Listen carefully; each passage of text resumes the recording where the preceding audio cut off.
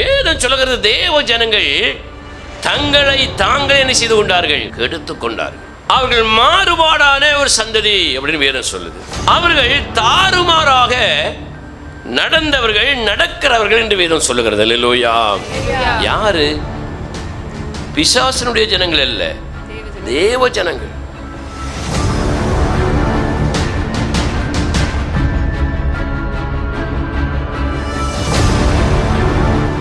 எல்லாம் எனக்கு தெரியும், எல்லாம் எனக்கு தெரியும். யாரும் எனக்கு சொல்ல வேண்டியதில்லை. அல்லேலூயா. யாரும் எனக்கு போதிக்க வேண்டியதில்லை. நானே பார்த்துக்கிடுவேன் என் வாழ்க்கையை. அல்லேலூயா. நிறைய பேர் அடிக்கடி சொல்லுவோம், பார்த்துருக்கீங்களா? ஏம்மா நீ ஒன்றும் பேசாத, எனக்கு தெரியுமா? எப்பா நீ ஒன்றும் பேசாத, எனக்கு தெரியும். சில பொண்டாட்டிட்ட உன் சோதியை மாத்திரம் பார்த்துருப்போம், எனக்கு தெரியும். மனைவி புருஷங்கிட்ட உங்கள் வேலை எது உண்டா அதை மாத்திரம் பாருங்க. அல்லேலூயா. சிலர் எதிர்த்தால் யார் வந்தாலும் உன் வேலையை மட்டும் பாரு, எனக்கு எல்லாம் தெரியும், உன் வேலையை மட்டும் பார்த்துருவோம் சொல்லுவோம்.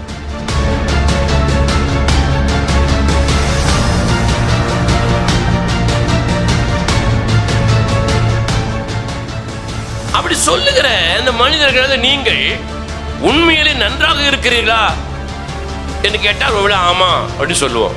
ஏன்? காலையில் சாப்பாடு, மத்தியானம் சாப்பாடு, ராத்திரி சாப்பாடு, தூக்கம், உடை, உணவு, வண்டி, உறைவிட எல்லாம் இருக்கு. அல்லேலூயா. சொந்தமாவோ வாடையாவோ இருக்கு. ஆனால் நீங்கள் ஆசீர்வாதமாக இருக்கிறீங்களா அப்படின்னு கேட்டால் அதுக்கு நிறைய பேர் இப்பயும் யோசிக்கிறீங்க பார்த்தீங்களா? அதே மாதிரி நிறைய பேர் யோசிப்பாங்க. அல்லேலூயா.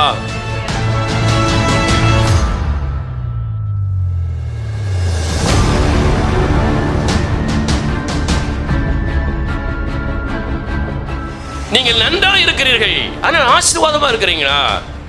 ஒருவன் நன்றாக இருந்தால் கொஞ்சம் வேதனைகள் கூட அவனுக்கு இருக்கலாம். ஆனால் தேவனுடைய ஆசீர்வாதத்தில் நிறைந்திருந்தால் அவனுக்கு என்ன செய்யாது? வேதனைகள் இருக்காது. நன்றாக இருக்கிற நீங்கள் வேதனை இல்லாத ஆசீர்வாதத்துக்கு என்ன செய்யணும்? கடந்து வர வேண்டும் என்று நான் விரும்புகிறேன். தேவன் அதை விரும்புகிறார். வேதம் சொல்லுது, தேவ ஜனங்கள் தங்களை தாங்களே கெடுத்து கொண்டார்கள்.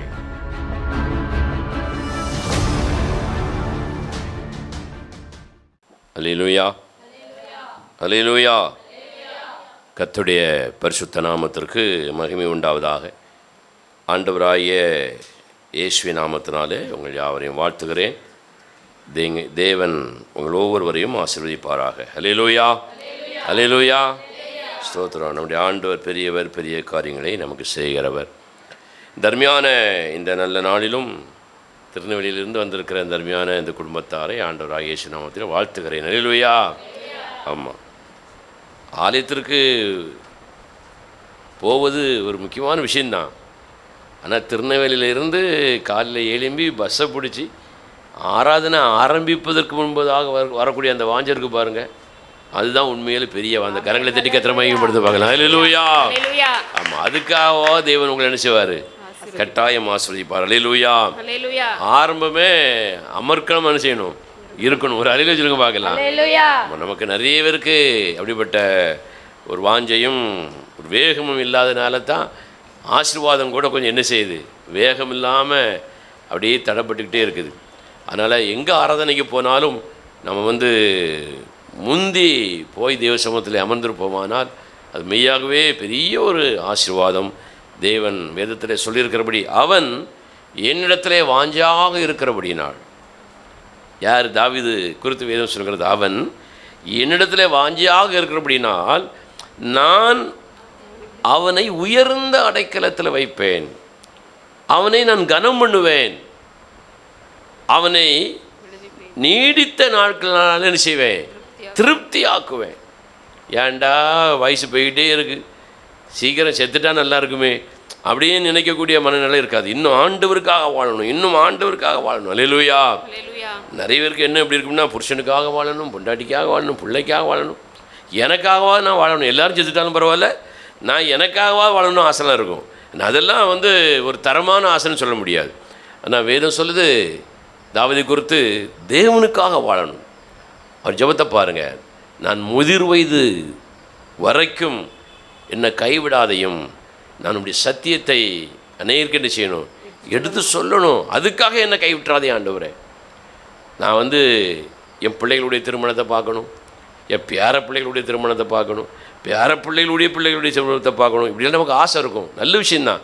அதெல்லாம் நீங்கள் பார்க்கணுன்னு ஆசைப்பட்டீங்கன்னா முதிர் வயது வரைக்கும் கர்த்தருடைய சத்தியங்கள் என்ன செய்யணும்? அறிவிக்கணும். அப்படி அறிவிக்கும் பொழுது மெய்யாகவே தேவன் பெரிய காரியங்களை செய்வார். கர்த்தரை ஆசீர்வதிப்பாராக. அல்லேலூயா. கடந்த சில மாதங்களாக ஒரு வேத வசனத்தை நாம் தியானம் பண்ணி கொண்டிருக்கிறோம். தேவ ஜனங்கள் தேவனை ஆராதிப்பதற்கு தடையாக இருந்த பார்வோன் ராஜாவும் அந்த ராஜா கூட இருந்த எகிப்து தேசத்து ஜனங்களும் தேவன் அங்கே செய்த சில காரியங்களையும் குறித்து நம்ம தியானம் பண்ணுகிறோம். தேவன் தம்முடைய ஜனங்கள் ஆராதிக்க வேண்டும் என்று சொல்லி அடிமைத்தனத்திலிருந்து அவர்கள் என்ன செய்தாராம்? விடுவித்தார். 430 வருடங்கள் கொத்தடிமைகளாக இருந்தார்கள். தேவன் அவர்களை விடுவித்து தன்னை ஆராதிக்க வேண்டும் நோக்கத்திற்காக விடுவித்தார். ஆனால் ஆராதிக்க பார்வோன் கூட்ட ஜனங்கள் எப்படி இருந்தாங்க? தடையாக இருந்தார்கள்.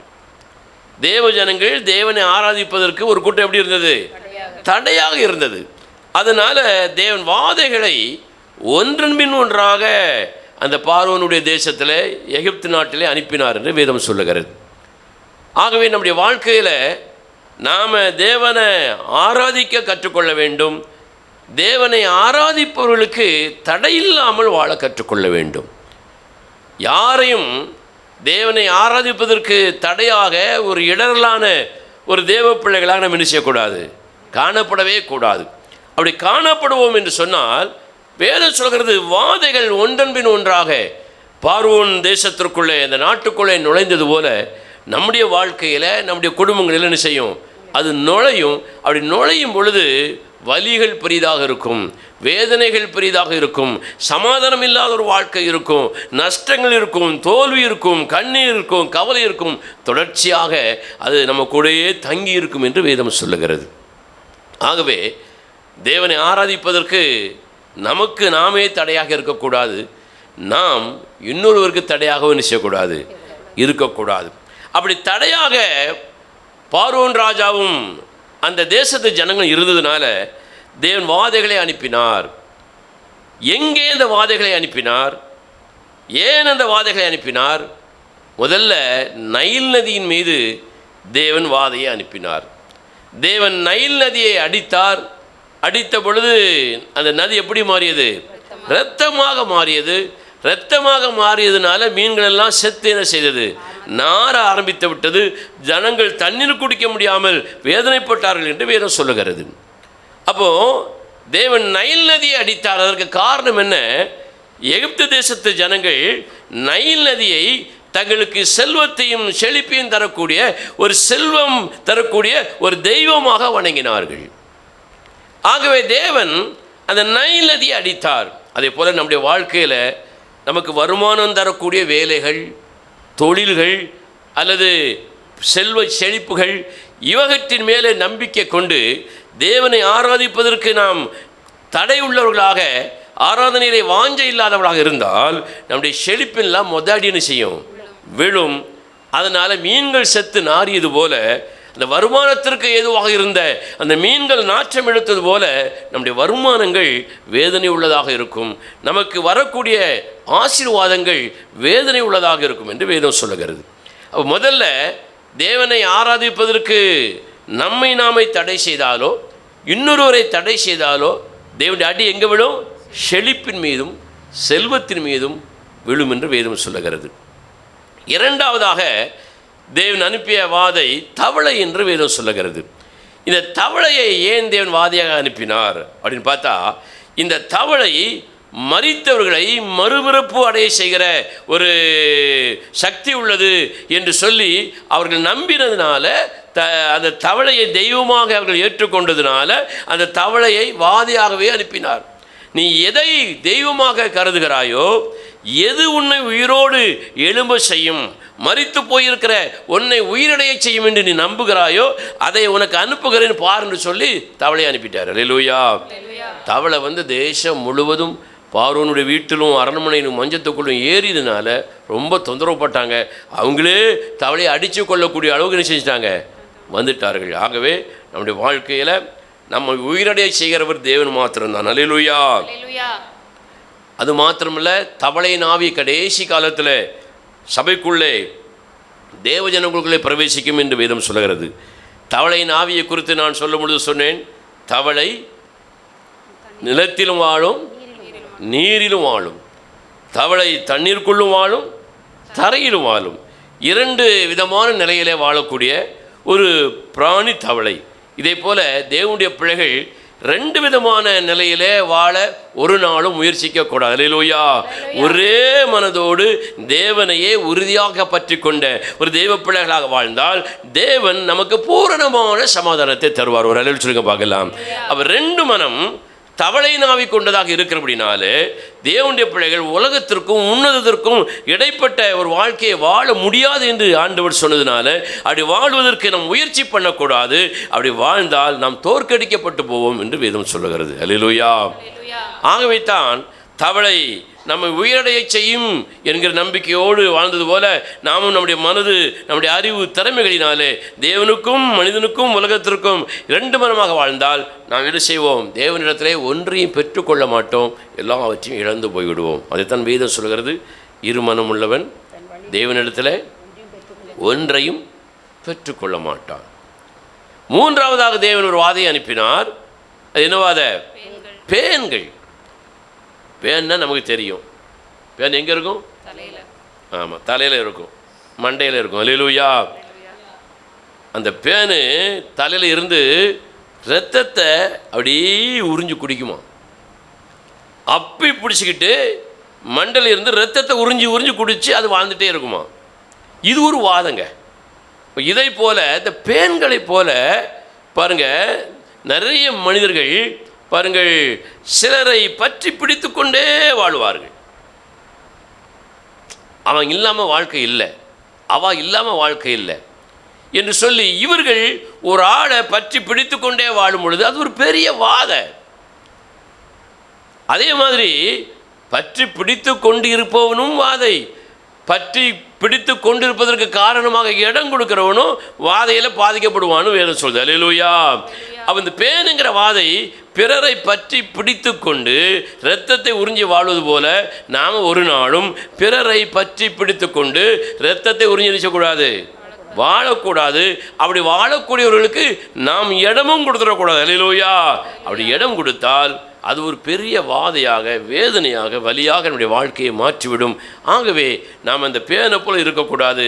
தேவன் அந்த பேனையே ஒரு வாதையாக அனுப்பினார் என்று வேதம் சொல்லுகிறது. அல்லேலூயா. 4ஆவதாக சொன்னேன், தேவன் அனுப்பின வாதை என்னது? வண்டுகள். வண்டுகளை தேவன் அனுப்பினார். இந்த வண்டுகளை ஏன் தேவன் அனுப்பினார்? எகிப்து தேசத்தில் வாழ்ந்த அந்த ஜனங்களுக்குள்ளே இன்னொரு நம்பிக்கை இருந்தது. அவர்கள் மரித்தவர்களை அடக்கம் பண்ணிவிட்டு பாருங்கள், மம்மி என்கிற முறையிலே அடக்கம் பண்ணிவிட்டு பிரமிடுகளிலே வைத்து அவர்களை அடக்கம் பண்ணிவிட்டு நீண்ட நாட்கள் 3000 வருடங்கள் 3600 வருடங்கள் கழித்து அதை திறந்து பார்த்தார்களாம். அப்படி திறந்து பார்த்தபோது உள்ளே இருந்து ஏகப்பட்ட வண்டு வந்துச்சான். உடனே அவர்கள் நினைத்தார்கள், நம்முடைய இறந்து போன மூதாதையர்கள் வண்டுகள் வடிவத்தில் இந்த உலகத்தில் பறந்து கொண்டும் நடந்து கொண்டும் உலாவிக் கொண்டும் வாழுகிறார்கள் என்று அவர்கள் நம்பினார்கள். இப்போ வண்டை தேவன் அனுப்புனாரா? வண்டு வீடு முழுவதும் தேசம் முழுதும் எல்லா ரூமுகளையும் வந்த உடனே வீட்டுக்குள்ளே இருக்க முடியுமாங்க? இருக்க முடியாது. வண்டை அவனே அடித்து கொண்டான். நம்முடைய நாட்களில் மூதாதையர்கள் மரித்து போனவர்கள் உயிரோடு எழும்பி நடந்து கொண்டிருக்கிறார்கள். நான் அவரை அந்த பாலத்தில் பார்த்தேன், நான் அவளை அந்த மரத்து பக்கத்தில் பார்த்தேன், வீட்டுக்குள்ளே அவள் நடந்து போவது போல நான் நேரில் பார்த்தேன், அல்லது அவன் இருப்பது போல நேரில் பார்த்தேன் என்று சொல்லுவோமானால் அது பிசாசனுடைய ஒரு தந்திரமே தவிர மரித்தவன் உயிரோடு திரும்ப எழும்பவே முடியாது. அல்லேலூயா. வேதத்தில் அதற்கு நிறைய ஆதாரங்கள் இருக்கிறது. மனிதனுக்கு மரணம் என்பது ஒரே ஒரு தடவை நியமிக்கப்பட்டிருக்கிறது. தேவன் ஒருவரே அவனை எழுப்ப முடியும். அல்லேலூயா. அப்படி எழுப்பினாலும் மறுபடியும் அவர்கள் மரிக்கத்தான் செய்வார்கள். லாசருடைய வாழ்க்கையில் பார்க்குறோம், விதவையின் மகனுடைய வாழ்க்கையில் பார்க்குறோம். இனி எத்தனையோ தேவனுடைய ஊழியக்காரர்கள் எழுப்பினார்கள். வேதத்தில் மறுபடியும் அவர்கள் மரித்து போனார்கள். ஒரு அற்புதத்திற்காக தேவன் மரித்தவனை உயிரோடு எழுப்ப முடியும் என்பதை நாம் அறிந்து விசுவாசிக்கும்படியாக இந்த காரியங்களை எல்லாம் தேவன் செய்கிறார். ஒரு அல்லேலூயா சொல்லுங்க பார்க்கலாம். ஆனால் மரித்தவர் எழும்பி பாலத்தில் உட்கார்ந்துருந்தாங்க, என் பக்கத்தில் உட்கார்ந்துருந்தாங்க என்று சொல்லி நாம் நினைத்தோமானால் நம்மை நாமே ஏமாற்றிக் கொள்கிறோம். அல்லேலூயா. அதை மறுபடியும் உங்களுக்கு சொன்னேன். உங்கள் சொப்பனத்தில் இறந்து போன எங்கள் தாத்தா வந்தார், இறந்து போன எங்கள் பாட்டி வந்தா, இறந்து போன என் மனைவி வந்தா, இறந்து போன என் புருஷன் வந்தான், இறந்து போன எங்கள் அம்மா வந்தாங்க, எங்கள் அப்பா வந்தாங்க, என் அண்ணன் வந்தான், என் தம்பி வந்தான், என் மகன் வந்து இப்படி பேசிட்டு போனான் அப்படின்னு நீங்கள் நம்பினீங்கன்னா அது பிசாசு உங்களை ஏமாற்றுகிற ஒரு பெரிய வஞ்சகம் என்பதை நீங்கள் புரிந்து கொள்ள வேண்டும். அல்லேலூயா. அதற்கு உதாரணமாக இன்னைக்கு நிறைய பேர் அப்படி நம்புவதற்கு காரணம் என்னன்னா, வேதத்தில் சொல்லப்பட்ட ஒரு சம்பவத்தை தவறாக அவர்கள் புரிந்து கொள்வதினாலே. சாமுவேலின் புஸ்தகத்தில் சவுல் தவறு செய்துவிட்டு தனக்கு எதிராக பெலிஸ்தர்கள் யுத்தம் பண்ணும் பொழுது என்ன செய்ய வேண்டும் என்று தெரியாமல் ஆலோசனை கேட்பதற்காக தேவனிடத்தில் அமர்ந்த பொழுது தேவன் அவனோடு என்ன செய்யலை? பேசலை, பதில் கொடுக்கல, மறு உத்தரவு கொடுக்கல. அல்லேலூயா. உடனே என்ன செய்தான்? ஒரு குறி சொல்லுகிற பெண்ணை தேடி போகிறான், அசுத்தாவி பிடித்த பெண்ணை தேடி போகிறான். அந்த பெண் சவுல் சொன்னது போல சாமுவேலை எழும்பி வர பண்ணினாள் என்று வேதத்தில் வாசிக்கிறோம். அல்லேலூயா. உண்மையிலே சாமுவேல் எழும்பி வந்தானா? சாமுவேல் எழும்பி வரவில்லை என்பதற்கான ஒரு 3 காரணங்களை நான் போன வாரம் உங்களுக்கு சொன்னேன். ஒன்று, சாமுவேல் தான் வந்தான் என்று நேரடியான பார்ப்பதற்கான சாட்சியான ஒரு காரியம் அந்த வேத பகுதியில் இல்லை. அல்லேலூயா. சாமுவேலை எழும்பி வர சொன்ன பொழுது பல தேவர்கள் எழும்பி வந்தார்கள் வேதம் சொல்லுது. சாமுவேல் மாத்திரம் வரலை. அது மாத்திரமல்ல, அவன் வயதானவனாக ஒரு மேலே போட்டிருக்கிறது என்னது? சால்வை போட்டவனாக வந்திருக்கலாம். வந்தான் என்று வேதம் சொல்கிறது. ஒரு ஜிப்பா போட்டிருக்கலாம், வேட்டி உடுத்திருக்கலாம், ஒரு தீர்க்கதரிசியை போல ஒரு ஆடை அணிந்து வந்திருக்கலாம். ஆடை அணிந்து வந்திருந்தாலும் அவன் சாமுவேல் தான் என்று அங்கே ஒரு உறுதியான ஒரு நிரூபிக்கப்படக்கூடிய காரியங்கள் இல்லை. அல்லேலூயா. ஆனால் சாமுவேலை போல வருவதற்கான ஆதாரம் பிசாசிடத்தில் அந்த வல்லமை இருக்கிறது. ஆகவே மரித்தவனை உயிரோடு இருப்பவனை போல அவன் காட்ட முடியுமே தவிர உண்மையிலே மரித்தவனை எழுப்ப முடியாது. அல்லேலூயா. மரித்தவனை உயிரோடு எழுப்புவதற்கான சர்வ வல்லமை சர்வ வல்லவராகிய தேவனிடத்தில் மாத்திரம் தான் உண்டு. அல்லேலூயா சொல்லுங்க பார்க்கலாம். அப்போ இது ஒரு பெரிய ஏமாற்று. ரெண்டாக சொன்னேன், சாமுவேல் உயிரோடு இருந்த பொழுது சொன்ன வார்த்தைகளை அந்த எழும்பி வந்த சாமுவேல் பேசினான் என்று வேதம் சொல்லுகிறது. நீங்கள் நல்லா கவனித்து பார்த்தீங்கன்னா அத்தனையும் உண்மையைத்தான் அவன் சொல்லியிருப்பான். சாமுவேலை போல எழும்பி வந்த அந்த அசுத்தாவி சவுலோடு பேசும் பொழுது சாமுவேல் உயிரோடு இருந்த பொழுது சவுலுக்கு என்ன சொன்னாரோ அதை அப்படியே ரிப்பீட் பண்ணுது, திரும்ப சொல்லுகிறது. அப்போ என்ன நம்பிக்கை வரும்? அவர் உயிரோடு இருக்கும்போது சொன்னது தான் செத்த பிறகு எழும்பி நமக்கு என்ன செய்தார்? சொல்லுகிறார், உண்மையை சொல்லுகிறார் அப்படிங்கிற எண்ணம் வரும். அப்போ அதை நம்புகிறான். நான் சொன்னேன், சாத்தான் உண்மையே பேசுவானா பொய்யே பேசுவானான்னு கேட்ட ஒரு கேள்வி. அல்லேலூயா. நிறைய பேர் சொன்னீங்க சாத்தான் பொய்யை தான் பேசுவான். இப்படித்தான் நம்ம நிறைய பேர் பொய்யை பேசும் பொழுது சாத்தான் என்று நம்புகிறோம், உண்மையை பேசும் பொழுது அவன் தேவன் என்று நம்புகிறோம். இதில் நம்ம அறிந்து கொள்ள வேண்டிய ஒரு சத்தியத்தை சொன்னேன். சாத்தான் உண்மையை மட்டும் பேசுவதில்லை, பொய்யையும் கலந்து பேசுவான். சாத்தான் பொய்யை மட்டும் பேசுவதில்லை, உண்மையும் கலந்து பேசுவான். ஆகவே உண்மையை மாத்திரம் வைத்துக்கொண்டு தேவ ஆவியானவர் என்று நம்பினால் நம்ம என்ன செஞ்சிருவோம்? ஏமாந்துருவோம். அல்லேலூயா. ஒருவேளை சாத்தான் உங்கள்கிட்ட உண்மையை சொல்லலாம், உங்கள் அம்மாட்ட பொய் சொல்லலாம், உங்கள்கிட்ட உண்மையை சொல்லலாம், உங்கள் வீட்டுக்காரர்கிட்ட பொய் சொல்லலாம், சண்டையை இழுத்து விட்டுருவோம். அல்லேலூயா. நீங்கள் உண்மையை சொன்ன உடனே தேவன் என்கிட்ட பேசினார் என்பீர்கள். அவங்கக்கிட்ட பொய்யை சொன்னோன்னா இது பொய் அப்படின்னு தெரியாமல் உண்மைன்னு நம்பி அவங்களும் சொல்லுவாங்க, சண்டை வந்துக்கிட்டே இருக்கும். அல்லேலூயா. அப்போ உண்மையையும் பொய்யையும் சாத்தான் கலந்து பேசுவான். ஆகவே அப்படிப்பட்ட ஒரு சூழ்நிலையில் நாம் என்ன செய்யக்கூடாது? வாழவும் கூடாது. அப்படிப்பட்ட காரியங்கள் நம்முடைய கண் முன்பதாக நேரடியாகவோ கண்ணுக்குள்ளே சொப்பனமாக வந்தாலும் என்ன செய்யக்கூடாது? நம்ப கூடாது. மரித்தவன் உயிரோடு எழும்பி நடக்க முடியாது, உட்கார முடியாது, உலாவ முடியாது என்று வேதம் தெளிவாக சொல்லுகிறது. அல்லேலூயா. இப்போ இப்படிப்பட்ட சூழ்நிலையில் அந்த வண்டுகள் மூலமாக மரித்தவர்கள் உயிரோடு எழும்பி வந்தார்கள் என்று சொல்லி அவர்கள் நம்பினதுனால தேவன் வண்டை அனுப்பினார். இந்த வண்டை அனுப்பும் பொழுது அசுத்த ஆவி அப்படி உலாவி வரும் பொழுது, வண்டுகள் மூலமாக உலாவி வரும் பொழுது அங்கே என்ன நடக்கிறது, என்ன நடந்தது, அந்த வசனத்தை நம்ம வாசிக்கலாம். திருப்பிக் கொள்வோம். யாத்ராமத்தின் புஸ்தகம் 8ஆம் அதிகாரம் 24ஆம் வசனத்தை வாசிங்க. அப்படியே கர்த்தர் செய்தார். அப்படியே கர்த்தர் வண்டை அனுப்பினார். மகா திரளான வண்டு ஜாதிகள், மகா திரளான, ஒரு வண்டு அல்ல, மகா திரளான வண்டு ஜாதிகள் பார்வோன் வீட்டிலும் பார்வோனுடைய வீட்டிலும் அவன் ஊழியக்காரர் வீடுகளிலும் எகிப்து தேசம் முழுவதிலும் வந்தது. எகிப்து தேசம் முழுவதும் வந்தது. வண்டுகளினாலே தேசம் கெட்டு போயிற்று. தேசம் கெட்டு போய்விட்டது. அல்லேலூயா. அல்லேலூயா. வண்டுகளாகிய அசுத்த ஆவிகள் உள்ளே நுழையும் பொழுது ஒரு தேசமே என்ன செஞ்சிருது? கெட்டு போய் விடுகிறது.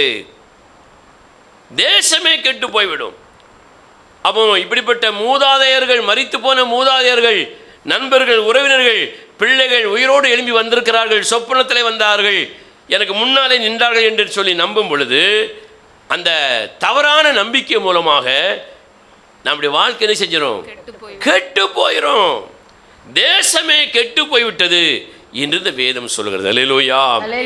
அப்போ இந்த வண்டுகளைப் போல வாதைகளுக்கு மூதாதையர்கள் மேலே உள்ள நம்பிக்கையினாலே அவர்கள் உயிரோடு எழும்பி உலா வருகிறார்கள், என் கூட இருக்கிறார்கள், என்னோடு பேசுகிறார்கள் என்று நம்பினால் தேசம் கெட்டு போனது போல நம்முடைய வாழ்க்கை, நம்முடைய குடும்பம் என்ன செஞ்சிடும்?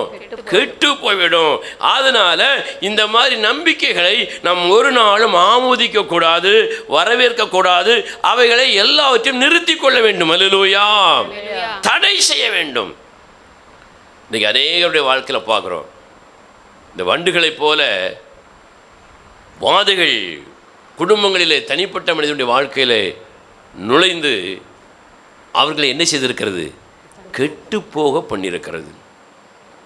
கெட்டு போனால் அந்த பொருளை நம்ம என்ன செய்வோம்? தூர தான் போடுவோம்.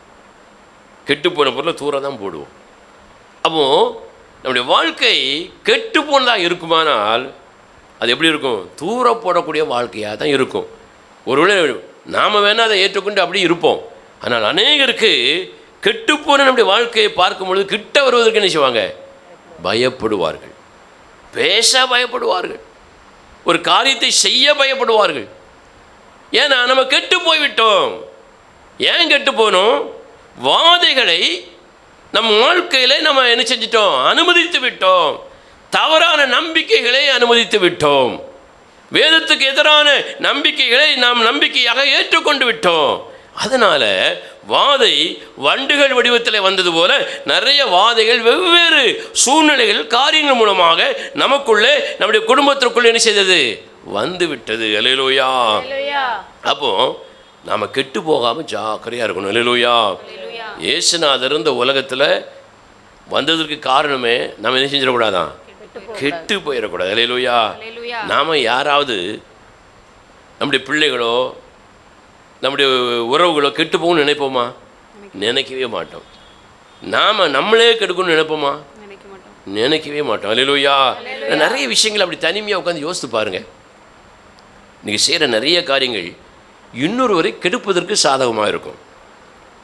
நீங்கள் செய்கிற நிறைய காரியங்கள் உங்களையே கெடுப்பதற்கு சாதகமாக இருக்கும். ஒருவன் தன்னைத்தானே கெடுப்பது பெரிய விஷயம். அல்லேலூயா. நானே என்ன கெடுத்தோம்னு சொன்னால் இன்னொரு ஆளை எப்படி நான் நல்லா இருக்கும்னு நினைப்பேன்? அவள் எவ்வளோ வேதனை பாருங்கள்.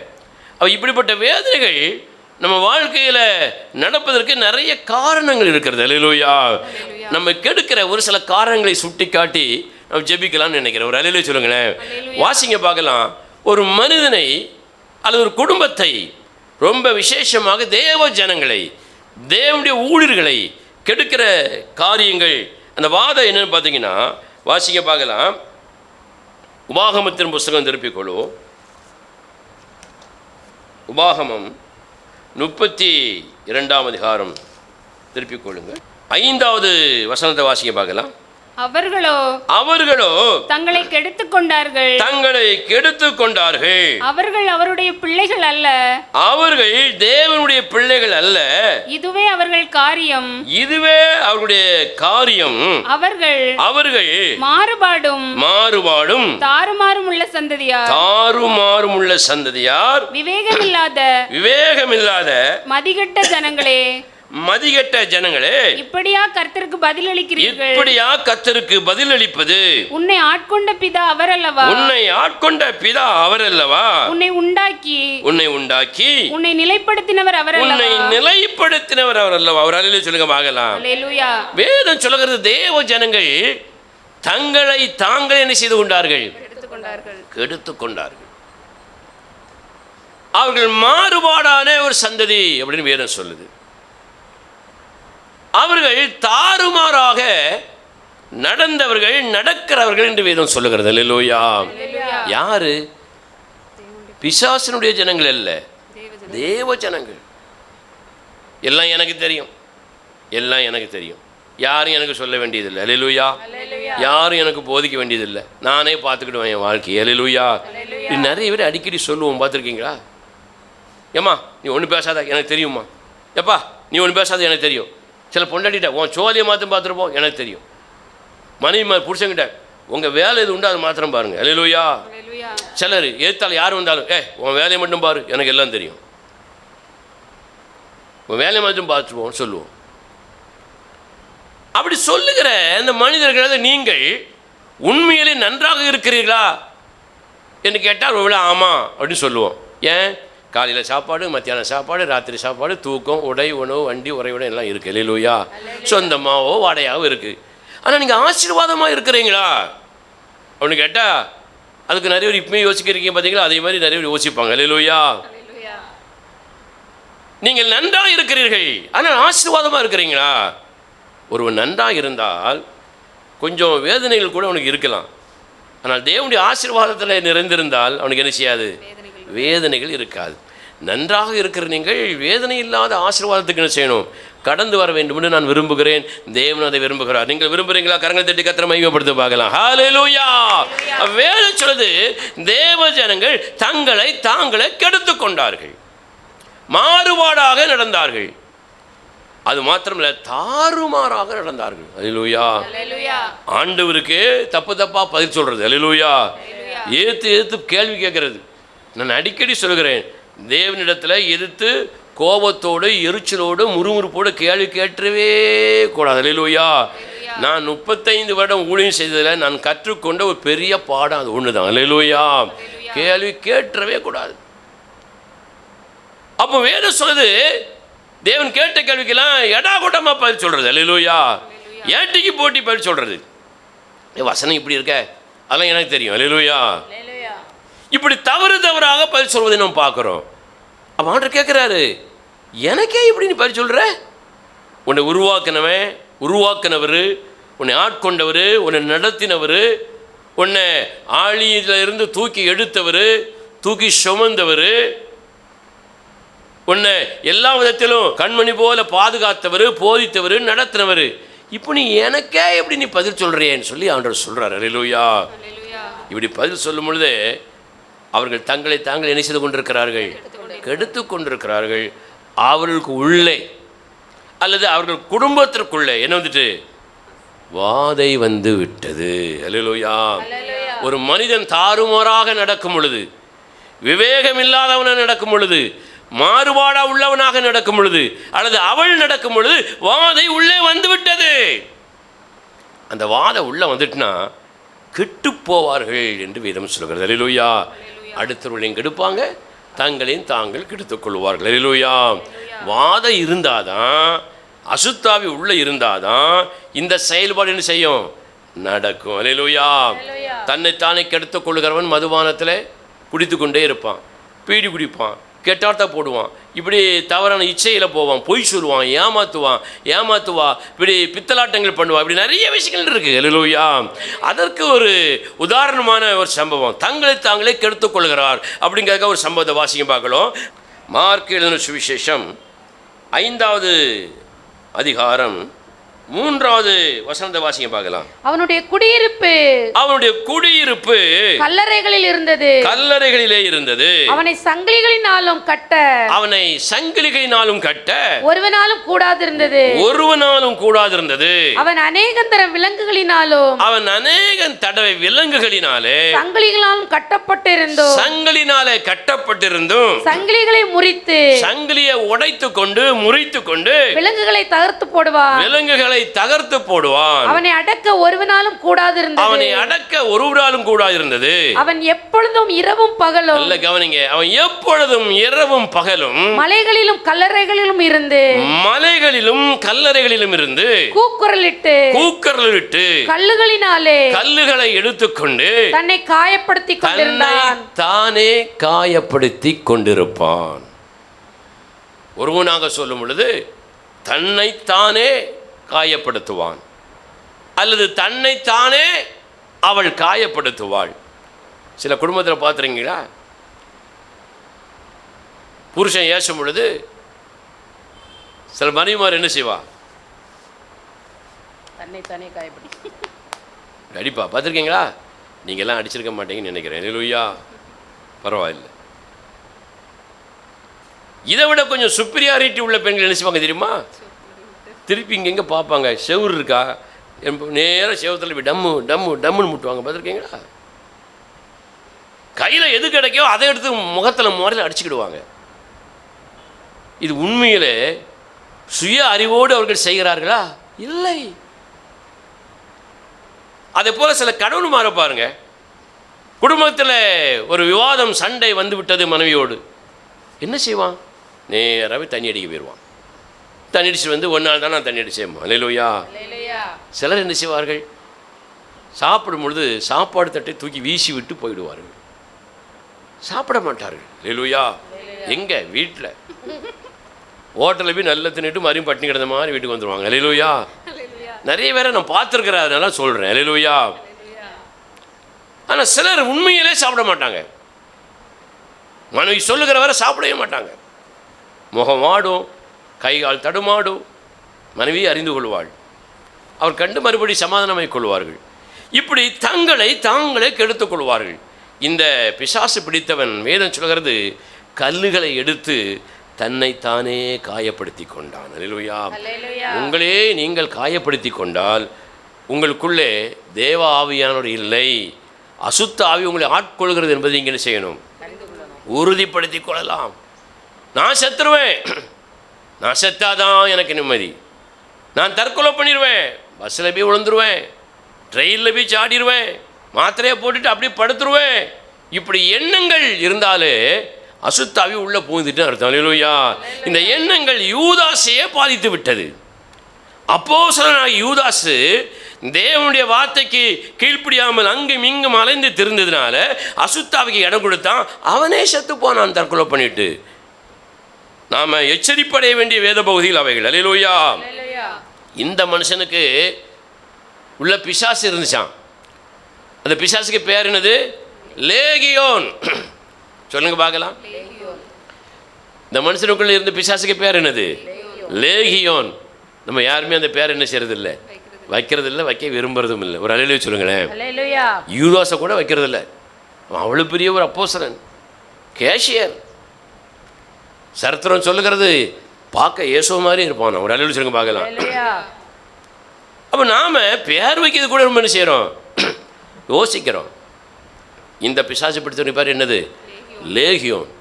லேகியோன் என்று சொல்வது வேதம் சொல்கிறது, நாங்கள் அநேகம் பேராக உள்ள இருக்கிறபடினால. எத்தனை பேர் இருக்கிறோம்? நிறைய பேர் உள்ள இருக்கிறோம். இந்த லேகியோன் என்பதற்கான வார்த்தையுடைய அர்த்தம் என்னன்னா, ஒரு 6000 குழு கொண்ட மனிதர்கள் ஒன்றாக இருப்பதற்கு பேர் தான் என்னது? லேகியோன். இது இராணுவத்தில் வைக்கக்கூடிய ஒரு பேர், ஒரு டீம். இவன் பள்ளிக்கூடத்தில் படிக்கிறோம், A class, B class, C class அப்படின்னு வைக்கிறோம், ஒரு குழுவுக்கு பெயர். அப்போ இந்த லேகியோன் என்கிற அந்த குழுவுக்கு என்ன ஏன் அந்த பேர் வந்துச்சுன்னா, 6000 பேர் அங்கே ஒன்றா இருந்தால் அவங்களுக்கு பேர் என்னது? லேகியோனுங்கிற டீம் அப்படின்னு குறித்து வச்சுருக்காங்க. அப்போ இவனுக்குள்ள, இந்த பிசாசு பிடிச்சவனுக்குள்ள லேகியோன் இருந்துச்சுன்னு சொன்னால் எத்தனை பைபிள் இருக்குது? 6000 பேர். 6000 பேர் இருக்கு. அந்த லேகியோன் கேக்கு ஆண்டவர்கிட்ட என்னை இந்த பன்றி கூட்டத்துக்குள்ளே அனுப்பும். அல்லேலூயா. ஆட்டு கூட்டத்தில் என்ன செய்ய முடியாது, போகவே முடியாது. நிறைய விசுவாசிகள் ஊழியர்கள் சபைக்குள்ளே கிடக்கிற ஆட்டு மந்தைகளாக இருப்பதற்கு பதிலாக தெருவிலே கிடக்கிற சந்தைகளை கிடக்கிற விற்கப்படுகிற ஆடுகளாகவே இருக்கிறார்கள். அடிக்கடி சொல்வேன், நாமெல்லாம் திருச்சபையாகிய மந்தைக்குள் கிடக்கிற ஆடுகளாக இருக்க வேண்டுமே தவிர தெருச்சந்தையில் கிடக்கிற ஆடுகளாக நினைச்சக்கூடாது, இருக்கவே கூடாது. அல்லேலூயா. இப்போ இந்த லேகியோன் என்கிற 6000 பிசாசுக்கு ஒருத்தவங்கள கிடக்கு. அது கேட்க ஆண்டவர்கிட்ட எங்களை இந்த பன்றி கூட்டத்துக்குலாம் அனுப்பும். ஏன்னா சாத்தானுக்கும் பன்றி கூட்டத்துக்கு மேட்சாக இருக்கும். அல்லேலூயா. இங்கே இருக்குமா இருக்காதுங்க? உங்களுக்கு தான் சொல்லாமே தெரியுமே. அல்லேலூயா. சாத்தானுக்கும் பன்னிக்கு தான் மேட்சாக இருக்கும். போன்ட்டார், மேட்சாக இருந்தது, சரின்ட்டார். 2000 மண்ணிகள் கடலில் போய் என்ன செஞ்சது, செத்து விட்டதுன்னு வேதம் சொல்லுது. அப்போ ஒரு ஊழியக்காரனை சொல்கிறார், 6000 பிசாசு 2000 மண்ணிக்குள்ளே போயிட்டு வகுத்தா ஒரு பண்ணிக்குள்ளே எத்தனை பிசாசு போயிருக்கு? 3 பிசாசு இருக்குது. ஒரு பண்ணிக்குள்ளே 3 பிசாசு இருக்குங்க. 3 பிசாசு உள்ளே போன பன்றி கொஞ்ச நேரம் என்ன செய்யலாங்கண்ணே, உடனே எல்லாம் போய் கடலுக்குள்ளேயும் தண்ணிக்குள்ளேயும் சாடி செத்தாச்சு. அல்லேலூயா.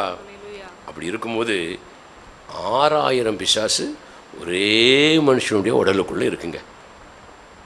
எப்படி இருக்கும் அது? கொஞ்சம் கற்பனை பண்ணி பாருங்களேன். உங்களுக்குள்ளே தான் 6000 பிசாசு இருக்குன்னு வச்சுக்கிடுவோம். ஒரு பிசாசே நம்ம நினச்ச முடியல, தாங்க முடியல. ஒரு சாத்தானோடையே நம்மளால் நினச்ச முடியல, போராட முடியல. இப்போ உங்களுக்குள்ள ஒரு 6000 பிசாசு இருக்குன்னு வச்சுக்கிடுவோம். ஒரு தேன்கோடு போல, தேனீச்சிக்கள் தேன்கோட்டை மொய்ப்பது போல உங்களுக்குள்ள 6000 பிசாசு இருக்குது. உங்களுடைய ஆக்ஷன், கிரியைகள் எல்லாம் எப்படி இருக்கும் யோசிங்க பார்க்கலாம். முடியில் இருந்து உள்ளங்கால் வரைக்கும் நீங்கள் யோசித்து பாருங்கள், நீங்கள் எப்படி இருப்பீங்க? முடியிலிருந்து ஆரம்பித்து பார்ப்போம். முடியெல்லாம் எப்படி இருக்கும்? முள்ள மணிக்கிற மாதிரி இருக்கும். ஒரு அழிச்சுங்க பார்க்கலாம், சிலிப்பிக்கிட்டு இருக்குமா இருக்காதா? நான் உங்களை யாரையும் சொல்லலைங்க, நிறைய பேரை பார்த்துருக்கோம்ல ரோட்டில், நிறைய ஃபேஷன் ஷோலெல்லாம் பார்க்குறோம்ல, முடி இப்படி செங்குத்தான் இன்றைக்கி பொம்பளை எடுக்கலாம். அல்லேலூயா, ஸ்தோத்திரம். அடுத்தல அப்படியே கீழே வாங்க. கண் எங்கே வந்துடும்? கண்ணை விட்டு வெளியே வந்துடும். முடி இங்கே வந்துடும். கொஞ்சம் விட்டால் பிதுக்கிக்கிட்டு வெளியே சாடிடும் போலுக்கு. அன்றைக்கி ஒரு கின்னஸ் ரெக்கார்டில் ஒரு பெண்ணை குறித்து காட்டுகிறான். அவள் கண்ணை இப்படி வெளியே கொண்டு வந்துட்டா. நல்ல வேளை இன்னும் கொஞ்சம் நினச்சானா வெளியே தொப்புனே கீழே விழுந்துடும் போலுக்கு. இப்படி வெளியே வந்து நிற்க கண்ணு உருண்டையா.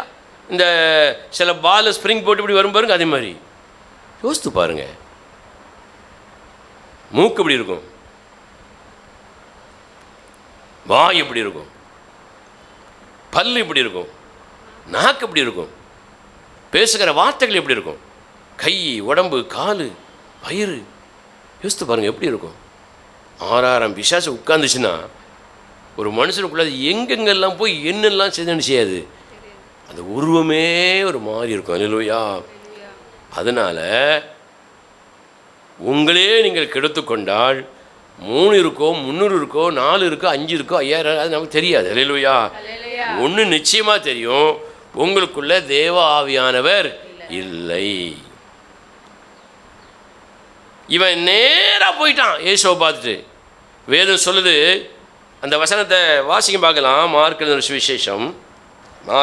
சுவிசேஷம் 5ஆம் அதிகாரத்தில் வாசிக்க பார்க்கலாம். அந்த 6வது வசனத்தை வாசிங்க. அவன் இயேசுவை தூரத்திலே தன்னை கல்லுகளினாலே காயப்படுத்தி கொண்டவன் இயேசுவை தூரத்திலே கண்டபொழுது ஓடி வந்து அவரை பணிந்து கொண்டான். அல்லேலூயா. பிசாசு செய்கிற வேலைங்க இது. பிசாசு பணியுமா? தேவன் முன்னால பணிஞ்சு போமா? பிசாசு தேவனை ஆராதிக்குமா? தேவனுக்கு மரியாதை கொடுக்குமான்னா பிசாசு என்ன செய்யுது? பணிந்து கொள்கிறது, மதிப்பு கொடுக்கிறது. பணிந்து கொண்டு என்று சொன்னால் ஆங்கிலத்தில் தாழ்மையாக தேவனை ஆராதிப்பதற்கு சம்பந்தத்தோடு அது சொல்லப்பட்டிருக்கிறது. அல்லேலூயா. இவன் பிசாசே தேவனை ஆராதிக்க வரான் பாருங்க, தேவனை பணிந்து கொள்கிறான் பாருங்க, தாழ்மையோடு இருக்கிறான். அல்லேலூயா. இப்படி பிசாசுகிட்ட இருக்கும் பொழுது சர்ச்சைக்கு வரக்கூடிய, ஆராதனை பண்ணக்கூடிய, பணிந்து கொள்ளக்கூடிய, திருவிருந்து எடுக்கக்கூடிய, பிரசங்கம் பண்ணக்கூடிய, இன்னும் சுவிசேஷ ஊழியம் பண்ணக்கூடிய எல்லாரும் தேவ ஆவினாலே பிடிக்கப்பட்டிருக்கிறார்கள் சொல்லி செஞ்சிடக்கூடாது, ஏமாந்துடக்கூடாது. பிரதர் சிஸ்டர் அப்படின்னீங்கன்னா சோழி முடிச்சுன்னு அர்த்தம். அல்லேலூயா. பிசாசை குறித்து வேதம் சொல்லுது பாருங்க. ஓடி வந்து பணிந்து கொண்டான். பணிஞ்சிட்டு அடுத்தால் என்ன சொல்றான்? உன்னதமான தேவனுடைய குமாரனே. அல்லேலூயா. நம்ம படிக்கிறோம் பாருங்க. உன்னத தேவனே என் இயேசு ராஜனே. பாட்டு படிக்கிறீங்களா? அப்படி பிசாசு என்ன சொல்லுது? உன்னதமான தேவனுடைய குமாரனே. அடுத்த வார்த்தை என்ன சொல்லுது? என்ன கெடுக்கா வந்தேரு? ஏன் இப்போ தானப்பா நல்ல வார்த்தையை சொன்னேன், இப்போ தானே பாராட்டினேன், இப்போ தானே நல்ல அம்மா, நல்ல அப்பா, நல்ல அண்ணன், நல்ல வீட்டுக்காரர், நல்ல அக்கா, நல்ல அத்தை, நல்ல பிரதர், நல்ல சிஸ்டர், நல்ல பாஸ்டர்னு இப்போ ஒரு 2 நொடிக்கு முன்னாடி தானே சொன்னீங்கம்மா. திடீர்னு டைவடிச்சு என்ன கெடுக்க வந்தாரு? அவர் கெடுக்க வந்தார். அவனுக்குள்ளேருந்து பேசுது. அல்லேலூயா. எப்படிலாம் பேசும்பொழுது அவன் பேசலை, அவனுக்குள்ளேருந்து பிசாசு பேசுதுன்னு செஞ்சுக்கணும், அறிந்து கொள்ள வேண்டும். இது அப்படி போயிடும் செய்தி. ஸ்தோத்திரம். அல்லேலூயா. ஆக வேதம் சொல்கிறது, இந்த வண்டுகளைப் போல வாதைகள் நம்முடைய குடும்பத்திற்குள்ள வந்து இப்படிப்பட்ட பெரிய பாதிப்புகளை கொண்டு வருகிறது என்று சொன்னால் நம்முடைய வாழ்க்கை தாறுமாறாக இருக்கிறதுன்னு அர்த்தம். விவேகம் இல்லாமல், அறிவில்லாமல் வாழ்ந்து கொண்டிருக்கிறோன்னு அர்த்தம். மதிய கெட்டவளாக இருக்கிறோன்னு அர்த்தம். இப்படி மதிய கெட்டவளாக வாழ்வது மட்டுமல்ல, அவர் வசனத்தை வாசிங்க. உபாகமத்தின் புஸ்தகம், உபாகமம் 32ஆம் அதிகாரம் 16வது வசனத்தை வாசிங்க. அந்நிய தேவர்களால் அவருக்கு எரிச்சலை மூட்டினார்கள். அவருக்கு தேவனுக்கு எரிச்சலை மூட்டினார்கள்.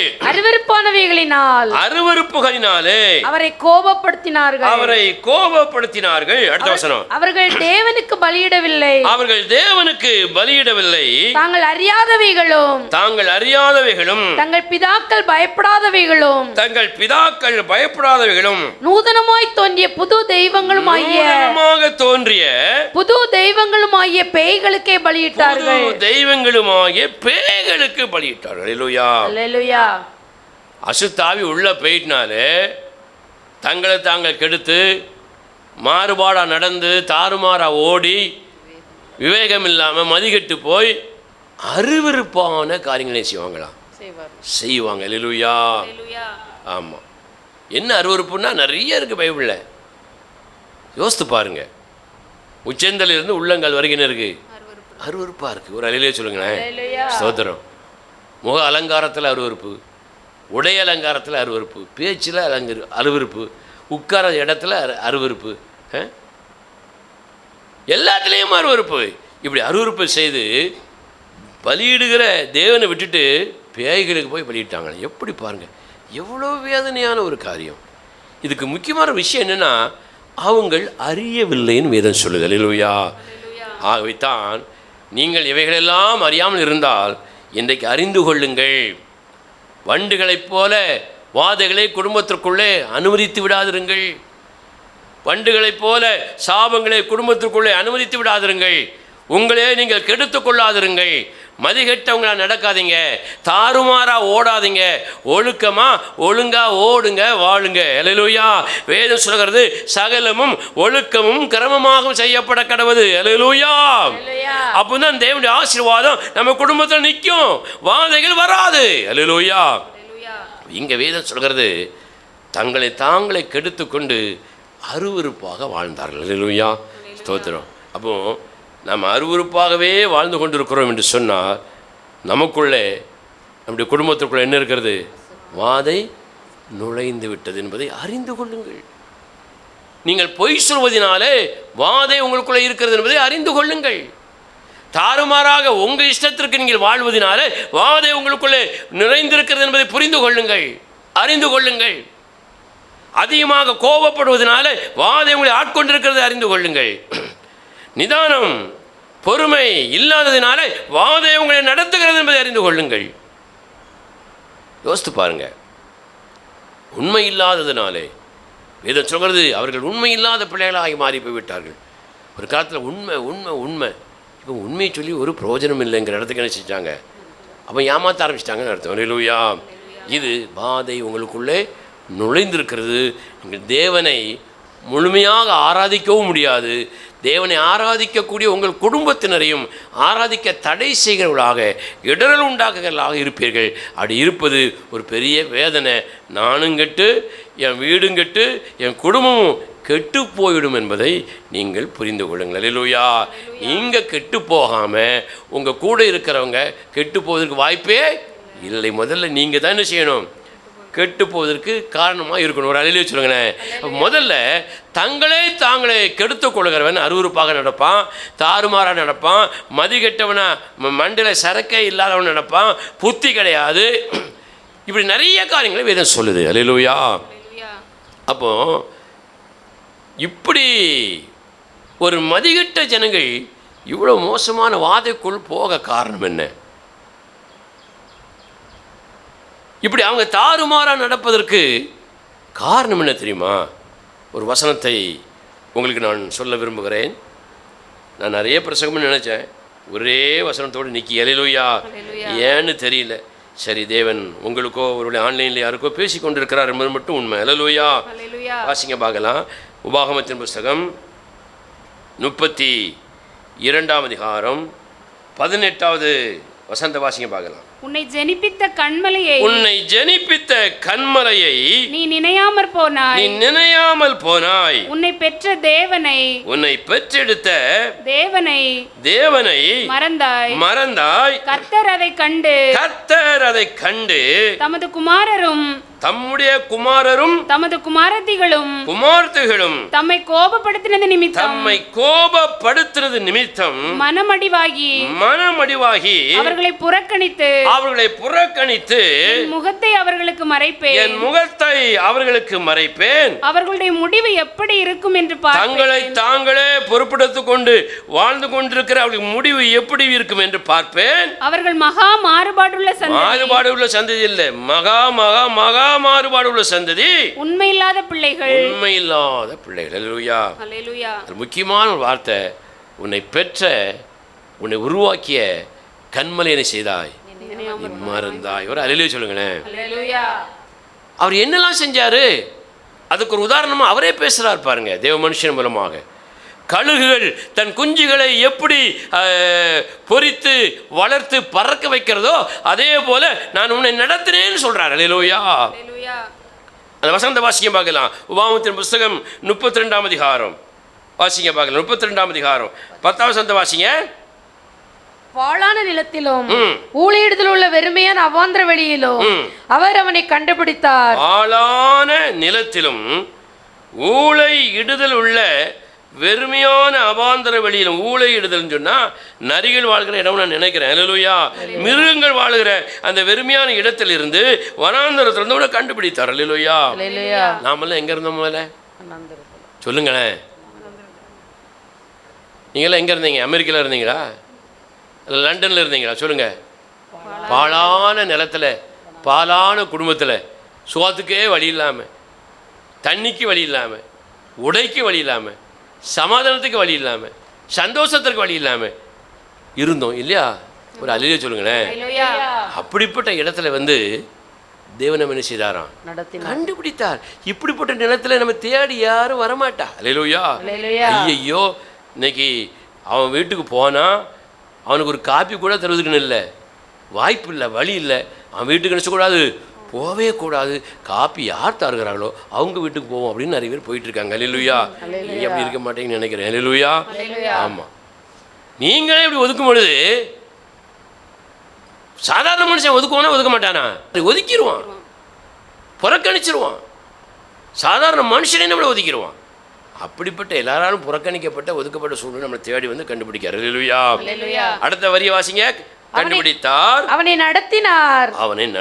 கரங்களை தட்டி கர்த்தரை மகிமைப்படுத்த பார்க்கலாம்.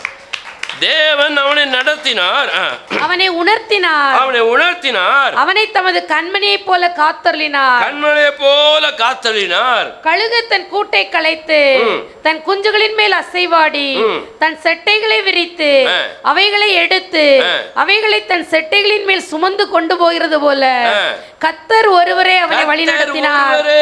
அவனை நடத்தினார். அந்நிய தேவன் அவனோடு இருந்ததில்லை. கரங்களுக்கு தேவனை மகிமைப்படுத்த பார்க்கலாம். அல்லேலூயா. இப்படி எவ்வளவு அருமையாக நடத்தினார் பாருங்க. கண்டுபிடித்தார், நடத்தினார், உணர்த்தினார், கண்மணியை போல காத்தறினார். அல்லேலூயா.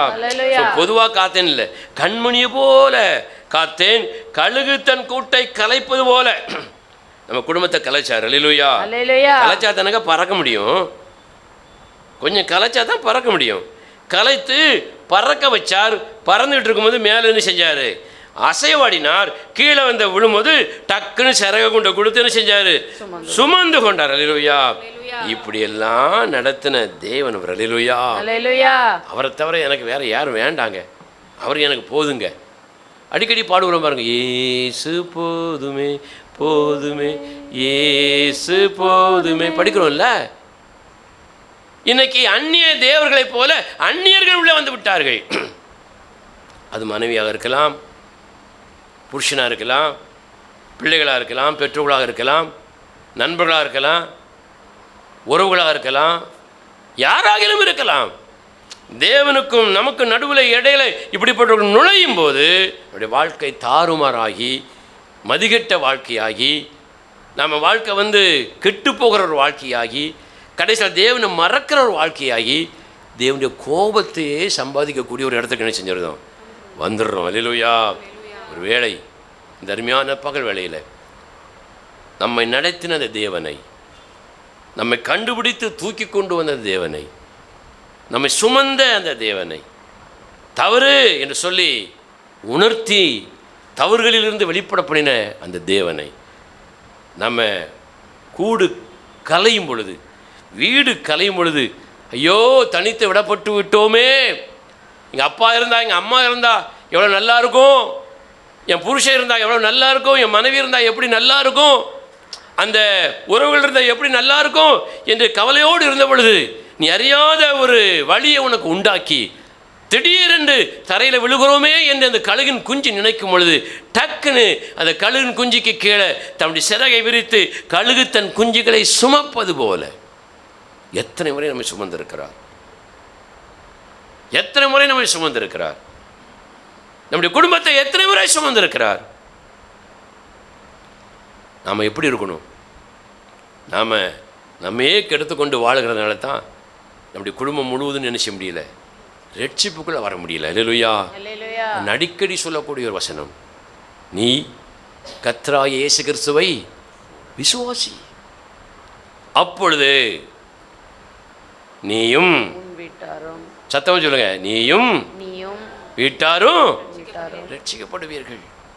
நீ கர்த்தராகிய இயேசு கிறிஸ்துவை முழுமையாக விசுவாசித்தால் நீ மாத்திரமில்லை, உன் குடும்பம்னு போடல, உன் வீட்டார், அதாவது ரட்சிக்கப்பட்ட ஒரு மனிதன் மனுஷி வாழ்கிற அந்த குடும்பத்தில் இருக்கக்கூடிய வீட்டார், புருஷன், மனைவி, பிள்ளைகள், மாமியார், மருமகன், மாமனார், பேரன், பேத்தி, அந்த வீட்டில் எத்தனை பேர் இருக்கிறாங்களோ அத்தனை பேர் என்ன செய்வாங்களாம்? ரட்சிக்கப்படுவாங்கன்னு வேதம் சொல்லுது. எத்தனை பேர் இதை முழுமையாக விசுவாசிக்கிறீர்கள்? சத்தமா தேவனை மகிமைப்படுத்த பார்க்கலாம். ஹல்லேலூயா. ஆனால் நாமே நம்முடைய ரட்சிப்பை நிறைய குடும்பங்கள் என்ன செஞ்சுட்டு இருக்கோம்? இழந்து கொண்டு இருக்கிறோம். அதுக்கு என்ன காரணம்? தேவனை மறந்து விட்டோம். கழுகு தன் குஞ்சுகளை சிறகுகளின் மேலே சுமப்பது போல இருக்கிற சுமந்த அந்த அனுபவத்தை மறந்து தாறுமாறா ஓடிட்டு இருக்கிறோம். அல்லேலூயா. பன்றிகளை போல ஓடுகிறோம், தாறுமாறான ஒட்டகத்தை போல ஓடுகிறோம், அடங்காத கிடாரியை போல ஓடுகிறோம், ஊழிடுகிற நாய்களை போல சுற்றி திரிகிறோம்.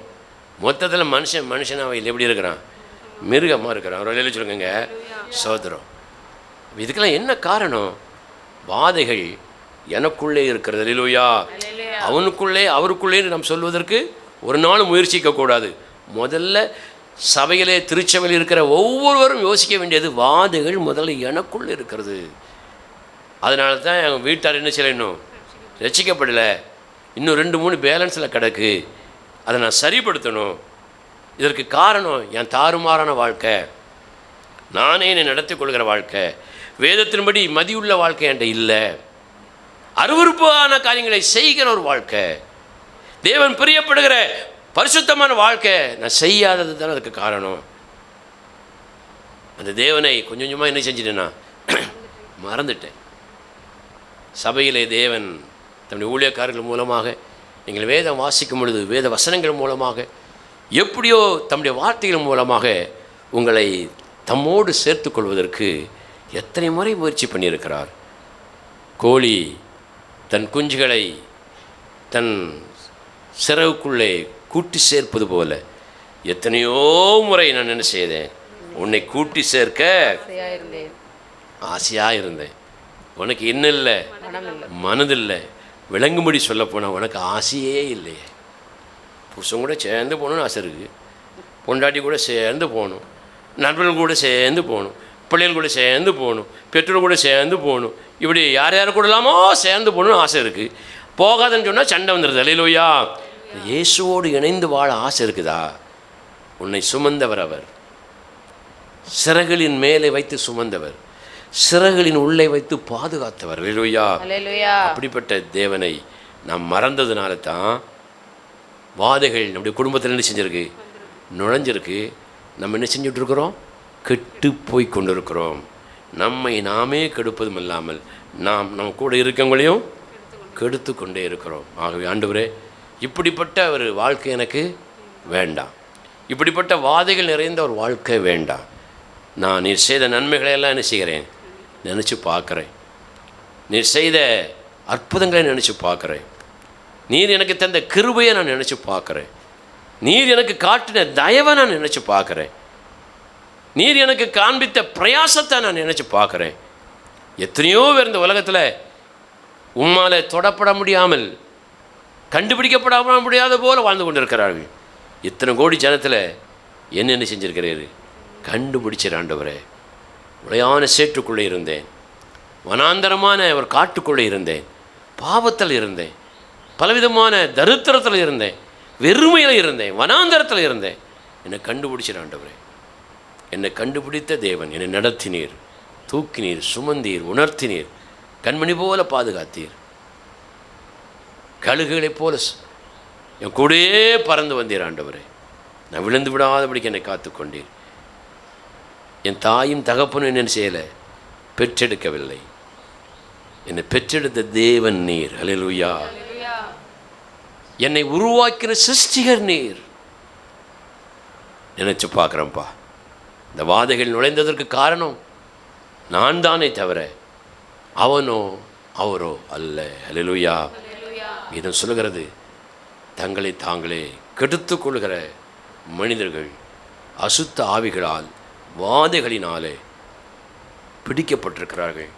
ஆகவே நம்மை நாமே கெடுத்து கொள்ளாதபடிக்கு நிதானித்து அறிந்து சோதித்து பார்த்து நம்மை சரிபடுத்தி கொள்ளும்படியாக தேவ சமூகத்தில் நம்ம ஜெபிக்கலாமா? அப்படி எளிமை நில்லுங்க, பார்க்கலாம்.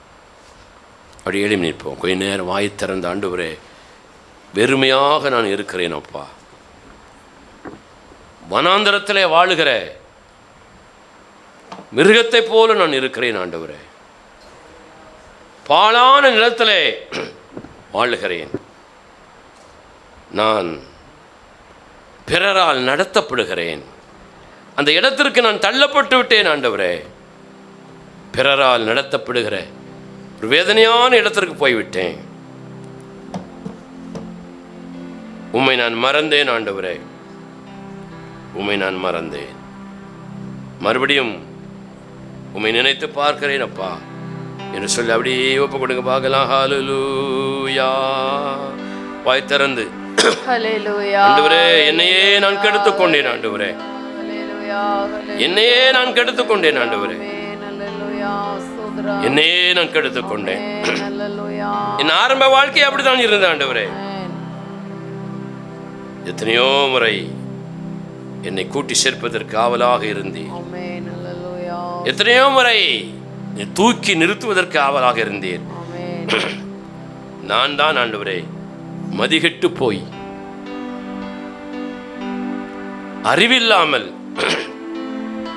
உம்முடைய வழியை விட்டு தாறுமாறாக ஒழுங்கும் ஒழுக்கமும் இல்லாமல் நடந்து அருவருப்பான கிரியைகளை செய்து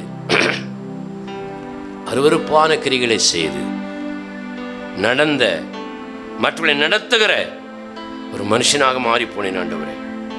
அதனால கோபப்பட்டீர்னு வேதம் சொல்லுது, வேதனைப்பட்டீர்னு வேதம் சொல்லுது. உன்னுடைய முகத்தை அவர்களுக்கு மறைப்பேன், எப்படி அவர்கள் நடக்கிறார்கள் என்று பார்க்கிறேன் என்று சொல்லி சொன்னீரே ஆண்டவரே.